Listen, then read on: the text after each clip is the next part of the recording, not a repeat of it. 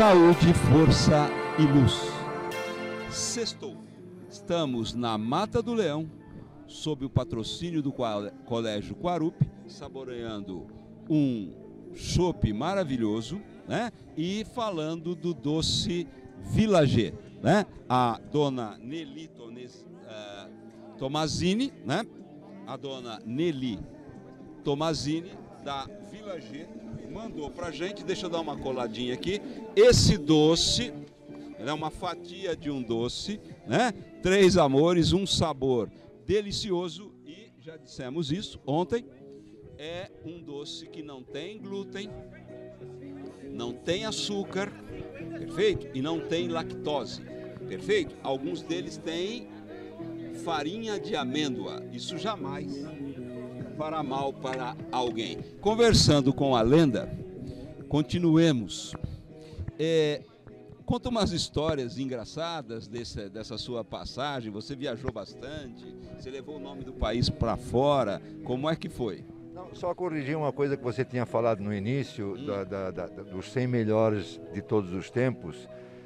Isso aí não é que foi uma eleição democrática, vamos dizer assim.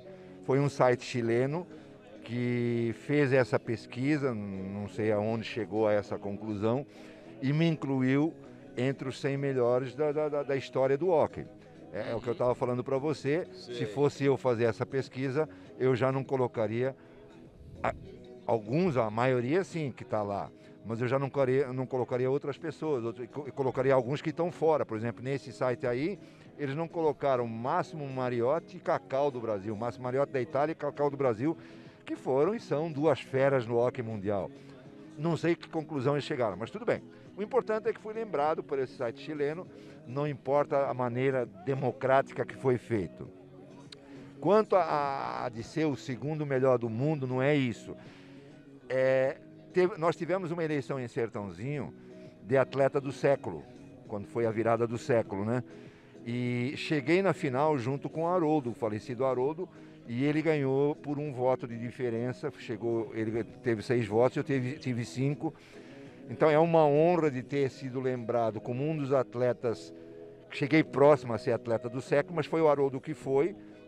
Não importa o motivo, não importa, ele trouxe o hóquei para cá, eu ajudei também. Então tivemos grande participação e é uma honra de ter sido lembrado dessa forma, porque não é fácil. Tantos esportistas que já passaram por essa cidade, séculos são 100 anos, então é muita gente e a gente acabou concorrendo. Então é isso aí que realmente eu tinha que corrigir, porque senão vão pensar, pô, se eu considerado às vezes o Pelé do hóquei, por ter feito 1000 gols, sim, no hóquei a facilidade de fazer gols é maior. Então quando eu tive a reportagem, que foi muito bacana, em 91 no Docão, quando eu fiz o 1000º gol, parou o jogo, recebi um cartão de prata em homenagem, o juiz entendeu, ele ajudou a parar o jogo para que fosse homenageado, isso no Mundialito, né, que a gente estava realizando em 91, onde fomos 3º colocado nesse Mundialito, o Tiene da Itália foi o campeão. Então foi bacana, e a Sport TV, a IPTV, ela registrou esse momento, 5 minutos na Globo, quer dizer, é um marco muito bom, imagina você pagar isso para 5 minutos na Globo. Mostrando imagens do Pelé caindo na área, eu caindo na área. O Pelé fazendo gol, eu fazendo gol. Quer dizer, aquelas comparações com o Pelé. Por isso que começaram a me chamar do Pelé do hóquei. Mas não é isso. Os 1000 gols do Pelé foram muito mais difíceis, porque é futebol. Para você ter noção, em 83 nós ganhamos do São Paulo de 51-0. Eu fiz 35 gols nesse jogo. Claro que o Pelé não iria fazer no futebol, não dá os 35. Então é o que eu falo, a minha facilidade de fazer gol no hóquei era muito maior que a do Pelé no futebol. Então veja, os 1000 gols do Pelé são muito mais valiosos. Se você podia fazer 35, o seu concorrente também poderia. Podia, mas a gente tinha um grande time, a gente tinha um super time. Eles não poderiam fazer. E eu sempre tive fome de gol, era um faro de gol. E gozado, eu não era atacante. Eu comecei fazendo patinação artística com 4 anos de idade na África. Aos 6 anos teve um jogo dos meninos da patinação contra os meninos do hóquei e eu fui goleiro dos meninos da patinação. E eu peguei bem. como goleiro. Aí o treinador de hóquei chegou em mim e falou, pô, você é um grande goleiro, isso com 6 anos de idade. Eu quero você para o hóquei. Acabei virando o goleiro do hóquei, do time do hóquei lá da África, e fiquei 5 anos no gol. Quando chegou um outro treinador, ele me via patinando e tudo antes no aquecimento, e ele falava, pô, você como goleiro, você patina melhor que os jogadores que eu tenho. É um desperdício. Porque eu tinha feito patinação, então já tinha uma técnica boa de patinação. Pô, geralmente goleiro é obeso, goleiro é preguiçoso de patinar, não sabe patinar. Isso ele falando, né? Então eu quero você na linha. Aí virei médio. Médio seria um defesa mais avançado, né? Aquele meio campista no futebol que avança, o ponta de lança, né? Acabei virando médio. Pronto, isso aí foi a história na África. Quando eu vim para o Brasil, eu fui morar em São Paulo e fui fazer teste na Portuguesa de Desportos. Cheguei lá com 15 anos, estava com 15 anos e meio. Os caras olharam aquele cara, aquele moleque lá. E a Portuguesa tinha os mais velhos, tudo já, né? Aquela panelinha, né? E aí eu falei, olha, eu gostaria de fazer teste. Que hoje nem se faz teste, hoje o cara entra já e patina e acabou. Ele falou, eu tenho lugar no time reserva do juvenil. Queria treinar contra o adulto, os feras, né? Eu falei, não, tudo bem, não tem problema. Ganhamos de 7-0, fiz os 7 gols. Aí já viu, não me deixaram sair de lá enquanto eu não assinasse a ficha, né? Aí virei jogador da Portuguesa em 75 e virei atacante, porque eu joguei, e eles falaram, só tem lugar no juvenil e no ataque. Eu virei atacante, quer dizer... E a partir daí, então, começou a minha carreira como atacante, em 75. E aquela fome de gols, né? Fiz quase 400 gols com a camisa da Portuguesa, 1.190 com a camisa do Sertãozinho, 130 com a camisa da Seleção e quase 200 gols em 2 anos na Itália. Então eu já passei de 2.000 gols no geral, né? Sim, sim. Então são coisas... Deve ter jogadores que chegaram a esse nível, chegaram a essa quantidade, porque na Itália, na Europa, se joga muito. Uma temporada, quando eu joguei na Itália, eu fiz quase 100 jogos. Então, é muito jogo. É campeonato italiano, é Copa Itália, é campeonato europeu, são os torneios. Aqui já não. Aqui, se eu fosse esperar daqui, é claro que num campeonato paulista eu atingia 170 gols. Então dava para fazer muito gol no Campeonato Paulista, naquela época que a gente tinha 10 times disputando o Campeonato Paulista. Então foi toda essa facilidade, ter muito time, sabe, que me fez realmente eu conseguir toda essa quantidade de gols. Mas eu sempre tinha um faro, um cheiro, sabe, uma ganância de gol que não era fácil. Eu estava sempre enchendo a paciência do defesa, adversário. Era objetivo, não era aquele tipo de atacante que ficava enrolando, querendo fazer gol bonito. Para mim, qualquer gol era válido. Então, essa é a história. Os 2 anos que eu fui para a Itália, quando terminou o Mundial aqui em 86 em Sertãozinho, o Brasil ficou em 6º lugar, eu recebi a proposta para ir jogar na Itália. Foi aí que eu fui em 87 para a Itália, fiquei 2 anos lá. Mas lá as temporadas elas estão diferentes, elas começam no meio do ano. Então, quando você fala 87, você fala 87/88 e 88/89. 87/88 eu fui para o Hockey Clube Monza da Itália. Foi um grande time no passado, mas naquele momento ele não estava... Estava entre os 10 melhores, mas não era um concorrente ao título. Mas eu fui fazer dupla junto com o maior jogador do mundo naquela época, o Pino Marzella. Fazíamos dupla de ataque e formamos uma grande dupla, quer dizer, uma dupla que em 89 a gente fez 303 gols. Esse ataque italiano do Hockey Clube Monza. Nesse ano de 87/88, nós fomos 5º lugar no campeonato italiano. E eu cheguei em 3º lugar na artilharia de todos da Itália. Porque não é fácil, ali tem muita gente boa e tem estrangeiro de todo lugar, argentinos que vão para lá. Cada time na Itália ou na Espanha ou em Portugal tem 2, 3 argentinos. Então existe uma concorrência muito grande. Só que é o que eu sempre falei, quer dizer, quando às vezes tentavam me denegrir, por exemplo, de diminuir o meu valor por eu ser brasileiro, Aí eu falava, eu até dava umas pancadas aqui assim na veia, né? E falava, aqui corre sangue português também. Portugal também tem tradição no hóquei. Então vocês não venham me tirar sarro, porque se eu tivesse no vosso time, na vossa seleção, eu seria campeão que nem vocês. Não sou, porque a nossa seleção, teoricamente, sempre foi um pouco mais fraca. Não tem o intercâmbio que eles têm, né? Eles disputam aqueles campeonatos deles muito fortes, né? Com toda a nata do hóquei. É a mesma coisa de você olhar a Champions League, quer dizer, são os melhores jogadores do mundo praticamente que estão lá. Então, quando a gente pega um time brasileiro que vai disputar a final mundial no futebol, tem que estar muito bem, que nem estava o São Paulo, que nem estava o Corinthians, que conseguiram aqueles títulos, o Grêmio, o Flamengo. Mas se for mediano, vai perder sempre, porque eles estão muito mais bem preparados, tem os melhores do mundo realmente, né? Então era em cima disso, quer dizer, na Itália eu fui, além de ter sido vice-campeão italiano, já em 88/89, fui campeão da Copa Itália e fui campeão não é a Champions League, mas é da Copa UEFA. Tem 3 Copas, tem a Champions League, tem o Campeonato Europeu de Clubes, né? E depois tem a taça da UEFA e tem a antiga taça das taças. Hoje já mudou os nomes tudo também. Então fui campeão de 2 eventos bons e fui vice por uma questão de azar, sabe? A gente fez a melhor campanha na fase inicial, que eram 30 jogos, a gente ganhou 28, empatamos 1 sem nenhuma derrota.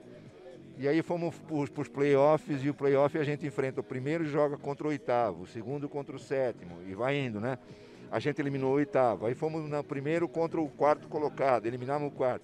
Quando a gente chegou com o nosso maior rival, vamos dizer, Palmeiras e Corinthians, as 2 rivalidades no futebol, por exemplo, a gente acabou jogando contra o Roller Monza, que era um outro time rival da mesma cidade. É que nem o Sertãozinho Hockey Clube com o Mugiana, no hóquei, sabe? Foram disputar a final. E a gente tinha vantagem de jogar 4 jogos em casa, que era um playoff de 7 jogos, melhor de 7. 4 jogos em casa e 3 fora. Até aquele momento a gente não tinha nem empatado um jogo em casa. Porque lá leva muita vantagem quem joga em casa, né? Você acredita que acabamos perdendo o primeiro jogo dos 7? Perdemos em casa por uma bobagem. E até aí para você recuperar não teve jeito. Porque aí a gente ganhou o segundo jogo, são 2 jogos em casa, mais 2 fora, depois mais 2 em casa, mais 2 fora e o outro em casa, né? Para decidir o 7º jogo. Que nem faz no basquete, na NBA. E a gente perdeu o primeiro jogo em casa, ganhou o segundo em casa, perdeu o terceiro e o 4º fora, eles estavam com 3-1. Aí ganhamos o 4º em casa, 4-2, 3-2. Aí na hora que foi para o 4º jogo, que já ia decidir praticamente, o 4º e o 5º jogo, né? Na casa deles, perdemos o 4º, 4-2, e no 5º jogo eles acabaram eliminando a gente. Não precisou do 7º jogo em casa, porque a gente já estava com aquela derrota que a gente sofreu em casa. Se a gente tivesse cumprido o dever nosso de ter ganho os 4 jogos em casa e perdido os 3 fora, a gente teria sido campeão italiano, que era uma grande, para mim também principalmente, seria uma grande história, porque era um hóquei a nível mundial, quer dizer, um hóquei que você cruzava com todos os melhores jogadores da seleção argentina, da seleção portuguesa, da seleção espanhola. Mas eu tive a sorte de jogar com os 2 irmãos Mariotti, o Pino Marzella, o Santi Cardà da seleção espanhola, dois moleques, vamos dizer assim, moleques adultos, que jogavam na seleção júnior da Itália. Então era um grande time. Na realidade eram os 2 melhores times. Com metade da seleção italiana, o Hockey Monza, mais eu da seleção brasileira e o outro da seleção espanhola. Já no time adversário tinha metade da seleção italiana, a outra metade, e metade da seleção argentina. Então eram 2 potências no hóquei. Mas fui bem. Os 2 anos que não fiquei mais tempo, aí você pode perguntar, mas por que você não ficou? Só ficou 2 anos. Primeiro, eu fui com 28 anos para lá, casado com uma filha. Já é diferente, você já vai numa certa idade que não que está parando, porque a melhor idade é de 28, sabe? Até os 35 você curte super bem. Mas você já vai cansado, sabe? Ali você vai enfrentar cuspidas na cara, tapas na nuca. É uma competição muito brava. Você vai jogar no time do adversário, você começa apanhando desde a entrada já.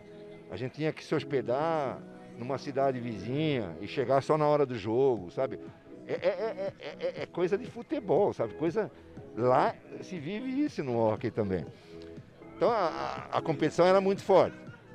Mas fui feliz nos 2 anos. Aí, 30 anos, a esposa ficou grávida do Juninho, do meu filho. E aí eu via ela marcando aqueles xizinhos no mapa, né, no calendário, dos dias que faltava para chegar no Brasil. Eu falei, não tem dinheiro que paga para ficar sofrendo dessa forma. Era uma maravilha, porque eu só jogava hóquei, a gente viajava, ia... Bem, vamos tomar um sorvete nos Alpes? Lá a gente ia lá para a Suíça tomar um sorvete. Então, era muito bacana, estava no centro do mundo ali, era vizinho com a Suíça, sabe, vizinho com a parte alemã que fala um pouco de italiano, de francês. Então, ficava entre as 4, era no Lago de Como, ali perto de Bérgamo. Então, ficava tudo muito ali naquele centrão, sabe, que é a divisão da parte francesa, da parte suíça, da parte italiana. Então, a gente estava no centro do mundo. E queria, sabe, eu queria até continuar, mas você vai se desgastando, você via a esposa, então acabamos vindo, quer dizer, para o Juninho nascer aqui, e acabei ficando depois, aí em 89, que na realidade, quando a molecada vai para lá, ele vai com 17, 18 anos, já fica, faz a vida lá na Europa. Tem que fazer, aí acaba casando lá e tudo. Eu já não, eu já estava com uma filha, já casado com uma filha. E a cidade precisava de você aqui. E aí você olha os pais, os meus sogros na época, quer dizer, quer ver o neto, quer ter contato com a neta, e você privar isso deles, eu acho sacanagem. Quer dizer, a gente é muito emocional nesse aspecto aí, né? Então, deixava, vamos embora.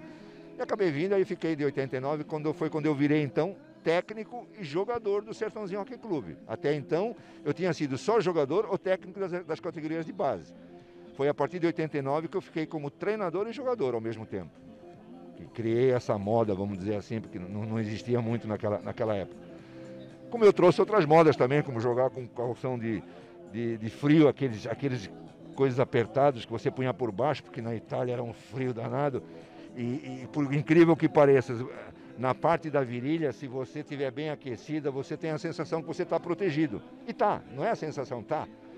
Mas quando eu cheguei aqui com aquele calorzão, eu continuei usando, porque acostumei com aquela sensação de proteção, sabe? Nunca estendi uma virilha, nunca tive... Então, talvez essas coisas aí te levem a... Você vai vendo. Mas foi tudo por causa da Itália. Eu lancei moda, no início eles davam risada, tiravam sarro, acabaram imitando e muitos deles acabaram usando também isso aí. Mas foi bacana, tem uma história bacana, eu acho. É assim, eu comento com a minha esposa, se eu fosse no futebol tudo que eu fui no hóquei, eu estava milionário. Com certeza, com certeza, com certeza. Mas infelizmente é o que ela fala, você escolheu o esporte errado. Mas não é. É a glória para a cidade, é a glória para você. Então é bacana, quer dizer, às vezes você é reconhecido, você vê alguém entrando em algum lugar e vê o filho cutucando a mãe ou o pai. É o Vitor. Mesmo que isso não dê retorno financeiro, ele me dá um retorno bem de alegria, de reconhecimento. Mesmo porque eu sempre fui leal, sou honesto, quero o bem para o hóquei, quero o bem para a cidade, quero o bem para todo mundo. Essa é a verdade. Amanhã nós voltamos.